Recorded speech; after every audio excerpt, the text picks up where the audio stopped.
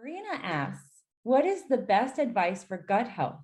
Supplements, foods to include, foods to avoid, how to identify symptoms of gut imbalance, best probiotics, more information on SIBO and other gut issues that can happen. That's an excellent question, Marina. The first, I want to kind of break this down because we have a lot of questions here. The first most important thing for addressing and assessing if you have any gut imbalances or gut health challenges is to identify gut symptoms. So that could include things like constipation, also sometimes a situation where you maybe have constipation and diarrhea, or IBS, that's a traditional kind of symptom, bloating, gassiness, foul smelling gas. You can also have different changes in the color of your bowel movements. And that can also lead to changes in the way your body is breaking down foods. So if you find that there are food particles in your bowel movements, then those can be identified symptoms of imbalance. Then we can also look at labs. So lab values in terms of liver enzymes and pancreatic enzymes, if those are elevated, those will indicate we have some imbalances within your gut. And then I have a lot of patients will actually do stool sample testing. And that gives us an idea of certain bacteria types that might be in overabundance in the digestive process. So there's a lot of different symptoms to identify. Now, you asked about foods to avoid, and that is an excellent question because there are a lot of foods that can trigger, for some folks, imbalances within their gut health. The first most common food that you want to avoid if you maybe have some of these symptoms are foods that are rich or dense in gluten. Gluten can be an allergen and it can cause a reactivity within the digestive system, the digestive lining, and your immune response can get heightened. Over time, by eating and consuming gluten-dense foods, we actually will have individuals present with leaky gut syndrome, where the leaky gut, the gut lining, the single cell lining actually breaks open and food particles become introduced into the bloodstream that can trigger autoimmune challenges. The second most common food to avoid are dairy products, anything that is made from cow's milk or heavily processed dairy. I recommend avoiding that. The third thing I recommend avoiding are rich, sugary, dense foods, processed sugars. Sugar is not great for your digestive system. It supports unhealthy bacteria growth. It feeds the yeast and the candida, as well as other bacteria types that exist in the digestive system. Similarly, removing alcohol, even caffeine from your diet, and then also avoiding high processed foods. Those are foods that are in the middle of your shopping market or supermarket. So shop around the perimeter. You're going to be making sure you avoid some of those foods. Foods to include. Now, this is really critical. The average American diet usually has about 9 to 10 grams of fiber in its full content throughout the day. Ideally, a healthy digestive process needs 35 to 40 grams of fiber.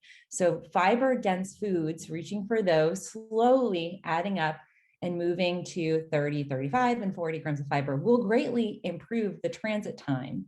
Fiber is also going to help massage and support the digestive lining, so that's really important. The other very beneficial food or group of foods to add to your diet that enhances your digestive process are magnesium-rich foods. I love to get my fresh greens. Spirulina is very dense in magnesium. Nuts and seeds also are going to be very dense in magnesium. Magnesium will hydrate the bowel. It'll articulate and pull in excess fluid in your body. It'll flush it into the digestive process, helping move and support the bowel transit.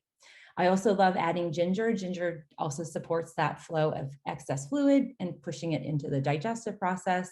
And then fermented foods, kimchi, nut-based yogurts and kefirs, and even sauerkraut. There's a lot of great things you can do at home. Now, the fourth recommendation I have are supplements. There are some really great organic supplements that you can add into your regimen on a daily basis.